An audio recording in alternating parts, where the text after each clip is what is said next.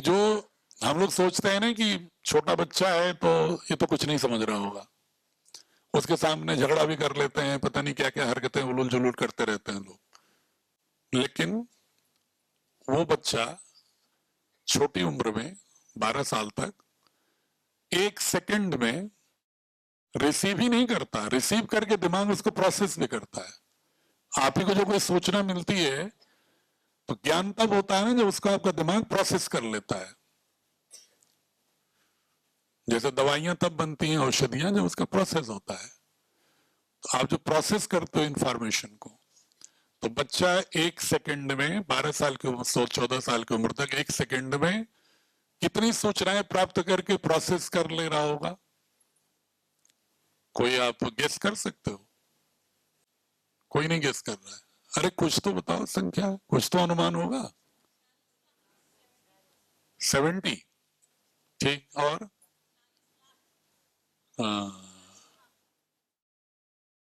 कहीं सुना हुआ है हमको लग रहा है। हाँ, वो कह रहा हूं 40 लाख नहीं है, 20 लाख। 20 लाख उम्मीद कर सकते हैं? आपको लग रहा है कि एक बच्चा आपका जो 1 साल का है उसके अंदर इतनी क्षमता है कि 20 लाख सूचना 1 सेकंड में ग्रहण करके और सिग्नल को प्रोसेस भी कर ले, अपने में बैठा ले अपने एल्गोरिदम में? उसका जो दिमाग का एल्गोरिदम है ना, ये सब भी तो एआई, आर्टिफिशियल इंटेलिजेंस कैसे बना? हमारे इंटेलिजेंस से तो बना ना, ये इंसान नहीं बनाया उसको। तो एक्चुअली प्रकृति ने हमको एक नेचुरल इंटेलिजेंस दिया हुआ है, तो इंटेलिजेंस एल्गोरिदम से ही चलता है। तो एल्गोरिदम आप कैसे तैयार कर रहे हो, कोडिंग कैसे कर रहे हो, वो बच्चे का व्यक्तित्व निर्धारण हो जाता है। और जिसको हम लोग बड़े बुद्धिमान कहते हैं, हम सारे लोग यहाँ बैठे हैं सब बुद्धिमान लोग कह रहे होंगे कि भाई हम तो सब दुनिया बहुत समझे हैं। जिससे कहो तो कहेगा अरे मैंने तो दुनिया को बहुत देखा है, हमको क्या बात करा रहे हो, तुम समझा रहे हो, मैंने बहुत दुनिया देखी है। चलो, आप लोगों से कभी कभी कुछ लोग बोलते होंगे अपने भाई बंधुओं से, ये जो बहुत बुद्धिमान लोग हैं वो 1 सेकंड में कितना कर लेते हैं? ज्यादा से ज्यादा 40, ज्यादा से ज्यादा। और ये रेंज अटक करके आ जाती है 2-4 पर भी, जो सबसे बुद्धिमान लोग अपने को मानते हैं। तो इसका मतलब है कि स्कूल की शिक्षा ही व्यक्तित्व का निर्माण करती है, और व्यक्तित्वों से ही जो उनके विचार उद्भूत होते हैं, इवॉल्व होते हैं, उसी से समाज का निर्माण होता है, उसी से राष्ट्र का निर्माण होता है, उसी से वैश्विक समाज का निर्माण होता है। इसलिए अगर हमारे बच्चे ही मूल्यबोध से नहीं आप्लावित हुए तो सारी दक्षताएं हमारे लिए विध्वंसकारी हो जाएंगी, राष्ट्र के लिए, विश्व के लिए, प्रकृति के लिए लाभदायी नहीं होंगी, और हमारे आपके लिए तो बिल्कुल ही नहीं होंगी, स्वयं के लिए। इसलिए भारतीय शिक्षा बोर्ड की कल्पना की गई कि भारतीय संस्कृति आप्लावित शिक्षा पद्धति को लाया जाए। अब एक सवाल आपसे लोग उठाएंगे कि फिर इसके लिए भारतीय संस्कृति क्यों? संस्कार, वैल्यूज तो किसी और भी दर्शन में हो सकता है, किसी और भी फिलॉसफी में हो सकती है। तो why should we prefer Indian value system? और यही एक सवाल और उठता है कि जो प्रयोग के तौर पर दिखता है, काउंटर क्वेश्चन कर सकते हैं लोग, इसलिए मैं इसको अपनी ओर से चर्चा कर रहा हूं। कहेंगे कि भाई ये कौन से भारतीय संस्कृति की बात कर रहे हो जो ये, जिसमें महिलाओं के साथ दरिंदगी होती है? कौन सी भारतीय संस्कृति की बात कर रहे हो जिसमें कि सामाजिक क्रूरता, अस्पृश्यता तक पहुंच गई थी जातिवाद के नाम पर? उस भारतीय संस्कृति की बात कर रहे हो? किस भारतीय संस्कृति की बात कर रहे हो कि जिसमें सोशल डिस्क्रिमिनेशन है, जेंडर डिस्क्रिमिनेशन है? उसकी कहां बात कर रहे हो? एक सवाल उठाएंगे लोग। तो वो गलत सवाल नहीं, उनका सवाल ठीक है, लेकिन दरअसल ये जो लोग हम जी रहे हैं ना, सोशल डिस्क्रिमिनेशन, जेंडर डिस्क्रिमिनेशन, ये हमारी संस्कृति नहीं है, ये हमारी संस्कृति की व्यवहारिक आचरण करते करते विकृति है। ये विकृति है। अगर इसको हम भारतीय शिक्षा बोर्ड में इस वाले जो स्वरूप को हम बिल्कुल डिस्कार्ड करते हैं, ये भारतीय संस्कृति की आत्मा पर आघात करने वाली चीजें हैं। और शायद भारतीय संस्कृति की मूल धारणाओं से जिस दिन भारत खड़ा हो जाएगा, ये स्वतः किसी कानून की जरूरत नहीं होगी और देश बहुत ही एक आदर्शतम राम राज्य की ओर बढ़ जाएगा, बशर्ते को मूल्य मालूम। वशिष्ठ ने राम को दीक्षित किया, योग वशिष्ठ कभी मिले तो पढ़िएगा। योग वशिष्ठ स्वरूप है जो राम को वशिष्ठ ने शिक्षा दिया, और वो शिक्षा बचपन में मिली। और कॉम्पिटेंसी कब सीखा उन्होंने? विश्वामित्र के यहां कब गए? उसके बाद ना, पहले कहां गए थे? वशिष्ठ के यहां। तो पहले क्या सीखने गए थे? संस्कार, वैल्यूज, और इसके बाद धनुष बाण चलाना है तब सीखा उन्होंने। अगर पहले धनुष बाण सीख लिए बाद में मूल्य, तो कोई बहुत नहीं फायदा होने वाला है। मैं जो अपनी बात कह रहा था उसको मैं उस घटना से आपको रिलेट कर रहा हूं कि प्राचीन में होता था ये, कि प्राचीन में पहले वैल्यूज सिखाए जाते थे बच्चे को। पहली कॉम्पिटेंसी थी वैल्यूज की, इसके बाद स्किल की। स्किल नंबर 2 आता था, क्योंकि उन्हें मालूम था कि स्किल का भी उपयोग वैल्यूज से ही होगा। तो एक तो आप क्लैरिटी में मान लीजिए कि बहुत सारे लोग कहेंगे, कि बहुत सारे लोग पूछते भी हैं कि इस भारतीय शिक्षा board trying to reinforce the prevalent practices in Hinduism? और उनका सवाल तो जेन्युइन है, लेकिन उनका जवाब यह है कि नहीं, जो प्रिवलेंट डिस्टॉर्शंस हैं ये हमारी भारतीय संस्कृति की आत्मा के विरुद्ध हैं। हम बच्चों को गढ़ना चाहते हैं कि ये संस्कृति नहीं तुम्हारी, बल्कि संस्कृति ये है जो हमारी मूल रूप से वेदों, उपनिषदों, गीता, षड दर्शनों में, बुद्धिज्म में, जैनिज्म की मूल आत्मा के रूप में जो रही है, और जिसकी ब्रांचेज हैं बाकी, चाहे वो कर्नाटका में लिंगायत दर्शन के बसवन्ना का दर्शन हो,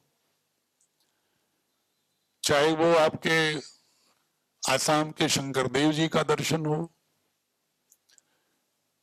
आप किसी भी ब्रांच को उठाइए, बंगाल में चैतन्य महाप्रभु का भक्ति आंदोलन का हो, अलवार का हो, नयनार का हो, ये प्रैक्टिसेस भिन्न हो सकती हैं, व्यवहारगत आचरण पद्धतियां भिन्न हो सकती हैं, लेकिन जो वैचारिक एकात्मता है, अंडरलाइंग यूनिटी जो है, वो बिल्कुल एक है। वो क्या है? यत्र सर्वाणि भूतानि आत्मनैव अनुपश्यति, कि सभी प्राणियों में जो स्वयं को देखता हो और स्वयं में सभी प्राणियों को देखता हो, ऐसा भाव रखने वाला समाज अगर जातिवाद में बटा हुआ है, घृणित रूप से सामाजिक विभाजन का शिकार है, तो क्या हम उस दर्शन को दोष देंगे कि अपने कुकृत्य को दोष देंगे? हमने उसका इंटरप्रिटेशन गलत किया ना, अपने इंटरेस्ट में किया, वेस्टेड इंटरेस्ट में किया, हमने नहीं स्वार्थों के तहत ऐसा किया, दर्शन में नहीं था ऐसा।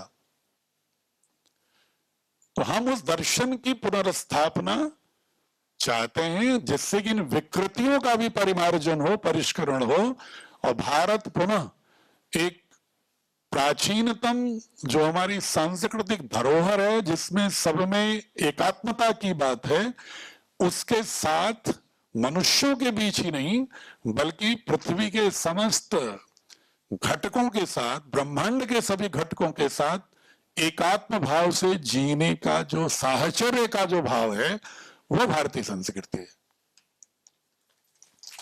उसके साथ जोड़ना है। अगर कोई घृणा करता है तो मैं तो प्राय लोगों से कहता हूं कि भाई तुम अगर जातिवाद में विश्वास रखते हो, घृणा करते हो, तो तुम कहां से भारतीय संस्कृति के ज्ञाता हो? बहुत सारे लोग कहेंगे भारतीय संस्कृति तो बड़ी कमजोर थी, तो आप उसको पढ़ा देंगे तो हारते गए लोग। तो ऐसे हारने वाले बनाएंगे क्या पराजित होने वाले लोग? तो उसका कारण है कि गौर करिएगा, आप लोग जो कृष्ण की पूजा करते हो, भागवत कथा सुनते हो, तो उसमें भगवान कृष्ण के तमाम व्यक्तित्वों की चर्चा जो होनी चाहिए उसमें कम होती है, और ज्यादा चर्चा किसकी होती है मैं उसको डिटेल नहीं जाऊंगा, नहीं तो किस स्वरूप की ज्यादा चर्चा होती है आप जानते हैं। अंत में पूर्ण ज्ञान की बात करते करते उसका समापन जो होता है वो सब लोग डांस करते हैं उसमें। मतलब कृष्ण का मतलब, भाई कृष्ण के पास बांसुरी भी थी तो सुदर्शन भी था, दोनों का सामंजस्य होते थे हमारे जो एक जो होना चाहिए व्यक्ति। लेकिन हम कुछ और पढ़ा देते हैं बच्चों को, दिन भर प्रवचन चलता है और भारतीय संस्कृति में ढूंढता रहता हूं उसमें जो मूल आत्मा है वो खोई खोई सी रहती है उसमें। समय समय में एक आध लाइन चर्चा हो जाएगी फिर कहीं और भटक जाएगी। तो हमें महाभारत के प्रसंगों में चाहे शांति पर्व को स्थापित करिए ना, जहां पर कि भीष्म पितामह युधिष्ठिर को राजधर्म का उपदेश देते हैं, गीता को स्थापित करिए, महाभारत की चर्चा करिए, कृष्ण की चर्चा करिए, तो आप यक्ष युधिष्ठिर संवाद की चर्चा करिए, आप धृतराष्ट्र और विदुर के संवाद की चर्चा करिए, आप धृतराष्ट्र और संजय की चर्चा करिए संवाद की, आप उनकी चर्चा कम कर रहे हैं। और कहां से उलझा करके कृष्ण को लेके चले आए, कहां पर? माखन चोर, कपड़ा चोर और रासलीला, यहां तक सीमित कर दिया उनको। और सब भ्रामक, सब भ्रामक। एक भी प्राचीन ग्रंथों में, पद्म पुराण वगैरह में कहीं कोई चर्चा ही नहीं इन चीजों की। पता नहीं किसकी साजिश थी, कैसे लिखे गए बात के कुछ पुराण, जिनमें पूरा का पूरा नैरेटिव ही कृष्ण का बदल दिया गया। लोग अपने अनुसार भी देवता को बदल देते हैं। जैसे जो आपको भोजन सबसे अधिक पसंद है ना, मंदिर में वही ले जाकर चढ़ाते हो, खाएं खुद, लेकिन वहां ले जाके चढ़ाओगे। हलवा पसंद है तो हलवा, पूड़ी कचौड़ी पसंद है तो पूड़ी कचौड़ी। तो हर मंदिरों में देखिए ना अलग अलग होता है। तो उसी तरह से हमने कृष्ण पर थोप दिया अपनी वैचारिक विकृतियां भी। मैं कह रहा हूं कि जो हमारे अंदर की अपनी निजी आकांक्षाएं होती हैं, विकृतियां होती हैं, वो हमने देवत्व पर आरोपित कर देते हैं और फिर अपने को जस्टिफाई कर लेते हैं, अरे हम कर रहे हैं तो क्या बुरा कर रहे हैं। और जो उनके मूल ग्रंथों में जो मूल व्यक्तित्व है उससे परे हट जाते हैं। तो हम ऐसे प्रसंगों को ही ला करके भारतीय शिक्षा बोर्ड में भारतीय संस्कृति के उन मूल्यों को ही पुनर्जागृत करने का, पुनर्स्थापित करने का प्रयास करेंगे। और उस पर जो कुहासे हैं, जो ऋणात्मकताएं हैं, जिसकी वजह से कि लोगों ने आलोचना की है हमारी संस्कृति की, और जिसका प्रारंभ ज्यादा हुआ है 11वीं शताब्दी से, उस पर जो भी कुहासे आए हैं उन कुहासे को साफ करते हुए सही जो एक जाजल्यमान तस्वीर है भारतीय संस्कृति की, जो मूल आत्मा रही, उसको स्थापित करके उसको आगे बढ़ाने के लिए प्रयास करेंगे। और विकृतियां कहां नहीं आई हैं? इस्लाम में, इस्लाम शब्द का अर्थ मैं अक्सर चर्चा करता हूं, इस्लाम का शब्द का क्या अर्थ है? अरबिक वर्ड है ना, इसका अर्थ होता है शांति। आपको हंसी आ रही कि नहीं आ रही इससे? कि इस्लाम शब्द का अर्थ क्या है? शांति। और देख रहे हैं कितनी शांति हो रही है पूरी दुनिया में। क्रिश्चियनिटी का मूल मंत्र क्या है? ईसा मसीह ने क्या उपदेश दिया था? प्रेम, करुणा। आप देखो ये प्रेम करुणा वाले यूक्रेन और रसा में किस तरह तांडव मचाए हुए हैं, दोनों क्रिश्चियन हैं। और इधर आप देख लीजिए इजराइल और गाजा में, तो दोनों अब्राहिम फैमिली के ही हैं, यहूदी और इस्लाम। मतलब मेरे कहने का है कि अगर मैं ईसा के प्रेम की आलोचना नहीं कर रहा हूं, उन्होंने ठीक कहा प्रेम, पैगंबर ने ठीक कहा भाईचारा होना चाहिए, लेकिन बाद की पीढ़ियों ने उनकी मूल आत्मा को हमेशा खंडित कर देते हैं। लेकिन मैं इसलिए भारतीय संस्कृति को प्राधान्य देता हूं क्योंकि ईसा मसीह ने जो बात कही आज से 2000 साल पहले, ये बातें तो वैदिक ग्रंथों में, पतंजलि योग दर्शन में, बुद्ध की ग्रंथों में, बुद्ध के उपदेशों में, जैन के उपदेशों में पहले से, हम उनको क्यों फॉलो करेंगे? और उनके फिलोसफर भी अब कहते हैं कि यूरोप में करुणा क्रिश्चियनिटी में जो आई वो बुद्ध की करुणा से आई, बुद्ध से सीखा हमने। उन्होंने वैदिक ग्रंथ नहीं पढ़ा उतना, तो बुद्ध तक सीमित हो जाते हैं, क्योंकि बुद्धिज्म ज्यादा प्रसार हुआ था वेस्टर्न में, चाइना में और इधर ईरान, अफगानिस्तान, इन इलाकों में बुद्धिज्म, मंगोलिया में फैला था। तो उनको बुद्ध से, दर्शन से थोड़ा बहुत परिचय था, तो उन्होंने कहा उसी का प्रभाव पड़ा कि करुणा होनी चाहिए, युद्ध नहीं करुणा। तो हमारे पास जब पहले से ही वो दर्शन है, तो हम अपने दर्शन से नहीं जोड़ करके हम नकलची क्यों बने, जहां पर इससे बड़ा कोई उदात्त स्वरूप भी नहीं है। और रही बात कॉम्पिटेंसी की, एक आरोप लगाते हैं लोग कि भारतीय संस्कृति में ठीक है वैल्यूज बहुत हो सकते हैं, कॉम्पिटेंसी नहीं थी। तो वो दरअसल ग्रंथ पढ़े नहीं है। संस्कृत के ग्रंथों को लोग ये मानते हैं सिर्फ इसमें पूजा पाठ की चीजें लिखी हैं, जो पढ़े नहीं है ठीक से। आपसे पूछूं मैं कि मैथमेटिक्स का फादर कौन है, किसको कहते हैं फादर ऑफ मैथमेटिक्स? तेज बोलिए। आर्यभट्ट। ठीक, तो वो तो कहेंगे कि आर्यभट्ट तो आपके हुए 6वीं शताब्दी में और पाइथागोरस हुए ईसा से 500 साल पहले, तो फादर कैसे हुए आर्यभट्ट? उनके पास तो तर्क है ना कि पाइथागोरस हुआ है ईसा से 500 साल पहले, आर्यभट्ट साहब हुए 6वीं शताब्दी में ईसा के बाद, रामानुजन तो और बाद में हुए, रामानुजन तो 18वीं शताब्दी के हैं। ठीक है, अब मैं आपको बता रहा हूं कि सबसे पुराना गणितज्ञ हमारा कौन है। सबसे प्राचीनतम गणितज्ञ हमारे हैं बौधायन, जिनका शूल सूत्र और उसके बाद आपस्तंभ, कात्यायन, मानव, 4 लोग ऐसे हुए हैं, बौधायन, आपस्तंभ, मानव, कात्यायन। ये चारों लोगों ने शूल सूत्र लिखे हुए हैं, पूरा ज्योमेट्रिकल शेप्स के बारे में पूरी एनालिसिस है, और उसी ज्योमेट्री के आधार पर हम कहते हैं कि पाइथागोरस फादर ऑफ ज्योमेट्री है, फादर ऑफ मैथमेटिक्स है। बौधायन, आपस्तंभ, मानव, कात्यायन। अच्छा, आप लोग यज्ञ करते हो तो कितने प्रकार के आकार की वेदिका आप लोग देखते हो?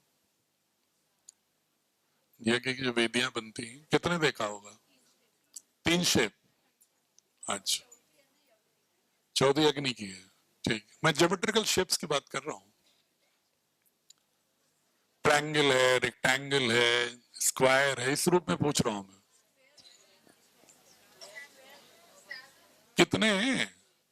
संख्या बताओ आप दीदी, कितने? 6। अब हम आपको बता रहे हैं कि बौधायन के शूल सूत्र के आधार पर 70 ज्योमेट्रिकल शेप्स की वेदिकाएं बनती थी। 70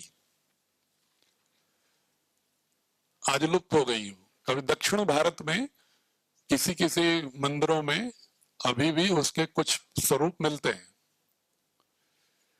उसका तरीका क्या था कि उन्होंने कैसे बनाया कि उन्होंने देखा जैसे मान लो गरुड़ पक्षी उड़ रहा है, तो गरुड़ पक्षी का जो आकार था ना, उसी आकार पर उन्होंने धरती पर ज्योमेट्रिकल शेप्स बनाए,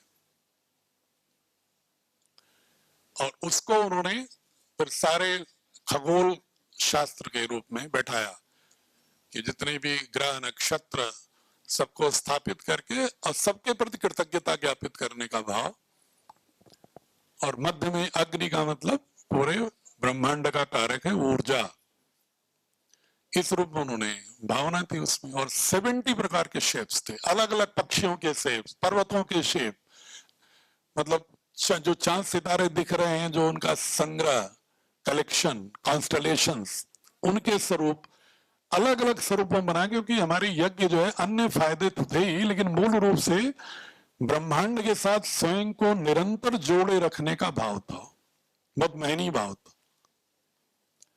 आप किसी धर्म में बताओ कि ग्रह नक्षत्रों के मूवमेंट के आधार पर शादी होती है? आपके तो मित्र अड़ोसी पड़ोसी होंगे कि ग्रह नक्षत्र बदलते हो, सूर्य अपनी दशा बदलता हो, मूवमेंट कर रहा हो, चंद्रमा बदल रहा हो, शुक्र बदल रहा हो, इस जो उनके प्लेनेटरी मूवमेंट है उसके आधार पर त्योहार होते हो, प्लेनेटरी मूवमेंट पर शादी ब्याह होता हो, प्लेनेटरी मूवमेंट पर सारी चीजें, भले इसमें बाद में अंधविश्वास आ गए, लेकिन मूल रूप से बहुत ही वैज्ञानिक था ये कि हम हमेशा अकेले मनुष्य की इकाई नहीं है, संपूर्ण रूप से ये पूरे ब्रह्मांड के सभी घटकों के साथ इसका संबंध है,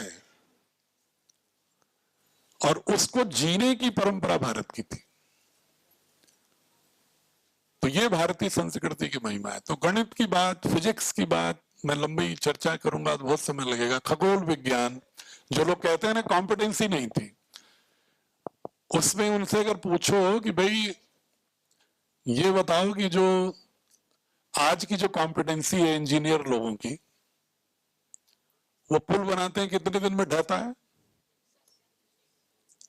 कितने दिन चलता है? सालों साल चल जाता है। हाँ, नहीं जितना चलता है जरा बताइए। हम भी एडमिनिस्ट्रेशन में रहे, बिहार में तो गिर जाता है 6 महीने में।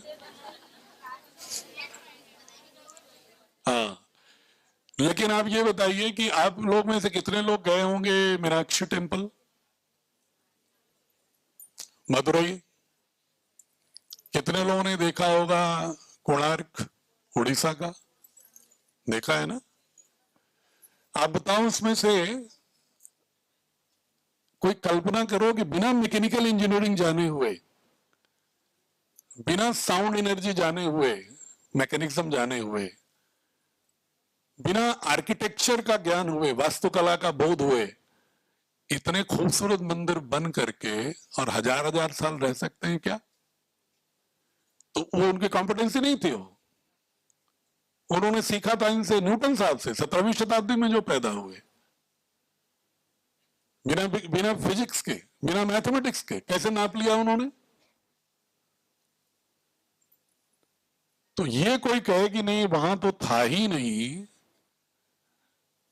कॉम्पिटेंसी नहीं थी, ऐसा नहीं है। कॉम्पिटेंसी हमारी थी और 9वीं 10वीं शताब्दी तक खूब थी, और शायद वही मौका मिला होता निरंतर आगे बढ़ने का।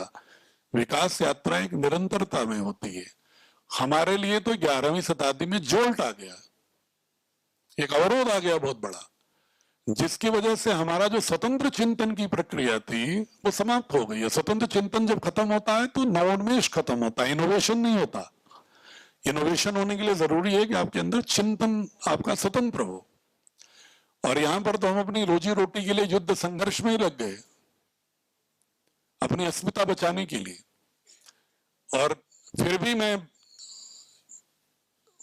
आप मध्यकाल जिसको सबसे कहते हैं, मैं फिर भी विगत 800 वर्षों में, मुख्य रूप से स्वतंत्रता के पहले का अगर गिनूं तो 700 वर्षों में, 1947 से 700 वर्ष पूर्व से, सारे झंझावातों के बावजूद, जो एक झटके में ईरान ढह गया, इराक ढह गया, मिस्र ढह गया, लेकिन भारत अपने को फिर भी अपनी संस्कृति की जड़ों से, व्यवहार आचरण परंपरा में नहीं हटा। तो उसके लिए सोशल रिफॉर्मर्स और महापुरुषों की भूमिका है, और सबसे बड़ी भूमिका मैं जो अंदर से मानता हूं वह है आप लोगों की, मातृशक्ति की। क्योंकि सारी परंपराएं जिंदा रही हैं तो माताओं की वजह से रही हैं। उन्होंने उस परंपरा से बच्चे को हटने नहीं दिया। इसके बहुत सारे उदाहरण हैं माताओं के। जीजाबाई का जानते ही हैं आप, गुजरी देवी का जानते ही हैं आप, गुरु तेग बहादुर जी की जो पत्नी थी, गुरु गोबिंद सिंह की माँ, कि उन्होंने कभी भी अपनी जड़ों से बच्चों को हटने नहीं दिया। तो इसलिए कोई ये कहे कि कॉम्पिटेंसी नहीं है, वैल्यूज नहीं है, तो भी भ्रम फैलाते हैं लोग। हाँ, विगत 500-600 सालों में हमें, स्वतंत्रता के पहले 500 सालों में हमें मौका ही नहीं मिला स्वतंत्र चिंतन का। अब मिला है 1947 के बाद। लेकिन इन 1947 के बाद भी जब मौका मिला तो यहां भी शिक्षा पद्धति में मैकाले साहब का भूत खड़ा रहा। तो हमें एक वैचारिक रूप से जो गुलाम बना गई शिक्षा पद्धति हो कि भाई सब कुछ पाश्चात्य ही महान है, हम तो हीन है, इंफीरियरिटी डाली गई सोची समझी साजिश से, उसके शिकार हो गए। तो वहां भी थोड़ा सा कम ही इनोवेशन हुआ। तो हमें एक ऐसी शिक्षा पद्धति की जरूरत है जो अपने प्राचीनतम संस्कृतियों में गौरव और आधुनिक विज्ञान का सामर्थ्य लेते हुए इस राष्ट्र को पुनः वैश्विक धरातल पर एक उत्कर्ष ध्वजवाहक के रूप में उत्कर्ष पर पहुंच सके। ऐसे राष्ट्र के लिए भारतीय शिक्षा बोर्ड की आवश्यकता इसलिए हुई। स्वामी जी इसलिए प्रयास किए और भारत सरकार ने उसको एक बोर्ड के रूप में स्थापित किया।